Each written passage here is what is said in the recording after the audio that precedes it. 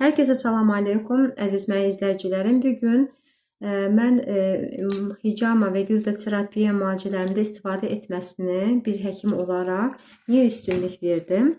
Çünki bilirik ki, çox vaxtında həkimlər xoşlamırlar hicama və güldə terapiya, amma mən çalışıram ki, hicamanı nəinki prosedurlarında, həmçində elmi cəhətdə hicamanı həm öyrənim, həm də tanıtırım. Hal-hazırda mən çoxlu sayda tələbələrim var və mən bildiklərimi bacardığım qədər çalışıram öz tələbələrimə hər şeyi öyrədim.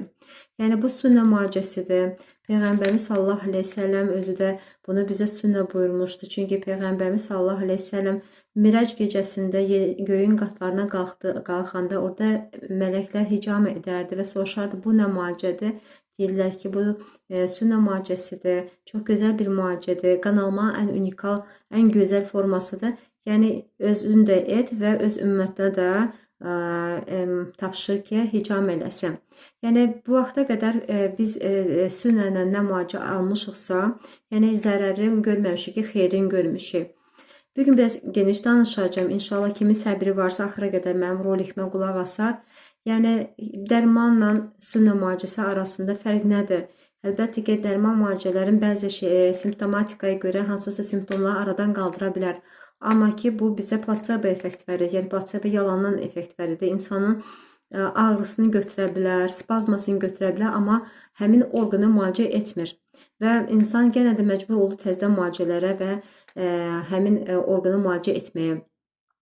Amma təbii müalicələr, əsas da sünnə müalicələri, əsas da onu sünnə müalicəyə inanmaq da lazımdır və inanaraq bu müalicələr biz edəndə çox gözəl nəticələr əldə edirik. Gec təsir eləsə də və kökündən müalicə edir hər bir xəstəliyə.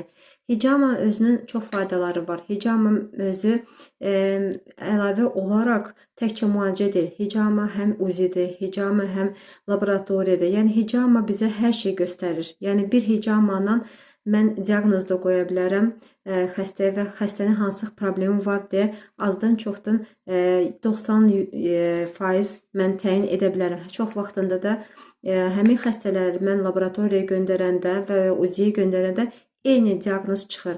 Yəni çox diqqətli olaraq və həkim təhsili mənə həmişə köməyə gəlir.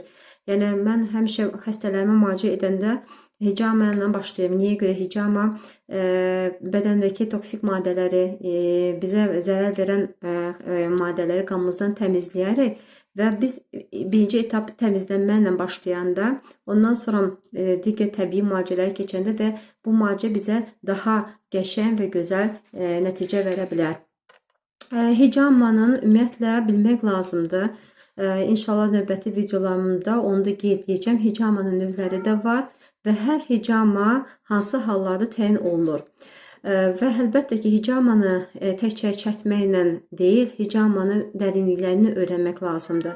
Və bu dərinliklərini öyrənməsi üçün mən özümə bir borc bilib, onu elmi cəhətlərində öyrənirəm və öz tələbələrimə də öyrədirəm, hər xırdalığına qədər. Və ümumiyyətlə sünnə müalicələrimizdə biz təkcə hicama yox, həmçinin güldə terapiyaya da üst tuturuq. Ondan savayı bal müalicəsi, su ilə müalicə, zəmzəm suyu ilə müalicəsi, zeytun müalicəsi və s. kimi bitkilərlə müalicə çox gözəl nəticə verir. İnşallah digər videolarımda da çalışacağım sünnə müalicələrim haqqında çox çıxışlar edim və sizlərlə paylaşım. Bu qədər. Salam aleykum, sağ olun.